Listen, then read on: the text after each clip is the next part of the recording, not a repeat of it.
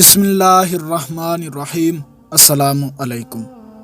بہت پرانے زمانے کی بات ہے کہ کسی ملک کا ایک تاجر تجارت کی غرض سے بغداد پہنچا۔ ان دنوں تجارت کا یہ قانون تھا کہ تاجر جس ملک میں تجارت کرنے جاتا سب سے پہلے وہاں کے بادشاہ سے ملاقات کرتا، اپنا سارا سامان تجارت دکھاتا اور اس کی خوبیوں اور انفرادیت سے آگاہ کرتا۔ چنانچہ اس تاجر کو بھی بغداد پہنچنے کے بعد بادشاہ کے دربار میں پیش کیا گیا۔ تاجر نے بادشاہ کے حضور تحائف پیش کیے اور پھر مال تجارت نکالا اور ایک ایک چیز کی خوبی بیان کرتے ہوئے دکھانے لگا۔ حضور، یہ پانی سے چلنے والی گڑی ہے جو میں نے یونان سے خریدی ہے، یہ قالین ہے جو ایران سے خریدا ہے اور یہ خالص ریشم کی تار سے بنا ہے، یہ قلم ملاحظہ فرمائیے جو میں نے جاپان سے بہت مہنگے داموں خریدا ہے۔ تاجر نے ایک ایک مال کی اہمیت بیان کی۔ بادشاہ نے مسکراتے ہوئے کہا، بہت خوب، تمام چیزیں بہت عمدہ نایاب ہیں جو تم نے ایران، یونان اور جاپان سے خریدی ہیں، لیکن یہ تو بتاؤ کہ تمہیں ہندوستان میں ہمارے شایان شان کوئی چیز نظر آئی؟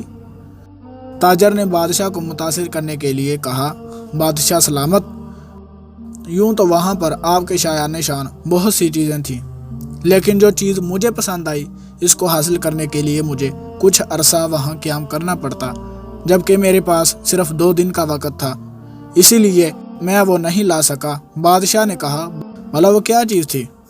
تاجر بولا، جناب، وہ ایک ایسا موتی ہے جس کی خوبی یہ ہے کہ وہ دوسروں کو بانٹنے سے بڑھتا ہے اور اس کو کوئی چرا بھی نہیں سکتا، اور اس موتی سے بہت سے زیور بھی بنا کر پہنے جا سکتے ہیں۔ بادشاہ تاجر کی اس بات سے بہت متاثر ہوا اور کہنے لگا، میں اسے ضرور حاصل کروں گا۔ اس نے فوراً اپنے ایک خاص وزیر کو ماں سامان و سواری اس ہدایت کے ساتھ رخصت کیا کہ اب وہ موتی لے کر ہی لوٹے۔ وزیر اپنے مقصد کے لیے نکل پڑا۔ جنگلوں، سمندروں، پہاڑوں اور صحراؤں غرض کے ہر جگہ کی خاک چھان ماری، وادی وادی گھوما، ہر شخص سے اس نادر و نایاب موتی کے بارے میں پوچھا، مگر سب نے یہی کہا کہ ایسا کوئی موتی نہیں جو چوری نہ ہو سکے اور اس سے بہت سے زیور بھی بن جائیں۔ لوگ اس کی بات سن کر ہنستے اور کہتے، مسافر پاگل ہو گیا ہے۔ یوں مہینوں بیت گئے، نا امیدی کے سائے گہرے ہونے لگے۔ بادشاہ کے سامنے ناکام لوٹنے کا خوف اس کو چین نہیں لینے دیتا تھا۔ وزیر نے ہر ممکن کوشش کر لی کہ اسے کوئی ایسا موتی مل جائے، لیکن نہ ملا۔ آخرکار اس نے واپسی کا ارادہ کر لیا۔ وزیر اپنی ناکامی پر زاروں کی طرح روتا جنگل سے گزر رہا تھا۔ رات خاصی بیت چکی تھی اور وہ تھک بھی گیا تھا۔ ایک درخت کے پاس آرام کے ارادے سے لیٹا ہی تھا کہ اسی لمحے ایک روشنی اپنی جانب بڑھتی نظر آئی۔ پہلے تو وہ ڈر گیا، مگر پھر ایک آواز نے اس کو حوصلہ دیا، ارے نوجوان، ڈرو مت، میں اچھی پری ہوں، بتاؤ تمہارے ساتھ کیا مسئلہ ہے؟ مدتوں کا تھکا مسافر معلوم ہوتا ہے، بتا میں تیری کیا مدد کروں؟ وزیر نے اپنی داستان کیا سنائی کہ اسے جس موتی کی تلاش تھی وہ اس کو کہیں سے بھی نہیں ملا۔ اب اچھی پری وزیر کے سامنے آ چکی تھی اور وہ وزیر کی بات سن کر بے ساختہ ہنسنے لگی اور بولی، افسوس کہ تو نے عقل سے کام نہ لیا اور محض ایک موتی کی تلاش میں مہینوں مارا مارا پھرتا رہا۔ وزیر بولا، اچھی پری، میں تمہارا مطلب نہیں سمجھا۔ پری بولی، بھلے آدمی، وہ موتی دراصل علم کا موتی ہے، لیکن تو اس کی ظاہری شکل کو تلاش کرتا رہا۔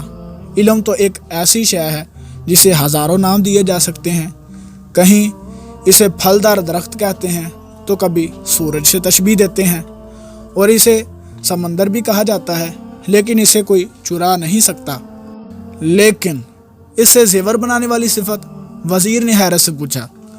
پری نے مسکراتے ہوئے کہا، علم کی بہت سی صفات ہیں، تم اس موتی کی صورت کو کیوں تلاش کرتے ہو؟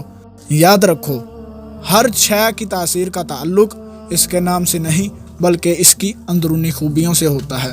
اسی طرح علم بھی ایک نایاب موتی ہے کہ جس سے یہ حاصل ہو جائے وہ اس سے ایسے ہی سج جاتا ہے جیسے انسان زیور پہن کر سجتا ہے، اور اسے کوئی چرا نہیں سکتا، یہ تو بانٹنے سے بڑھتا ہے۔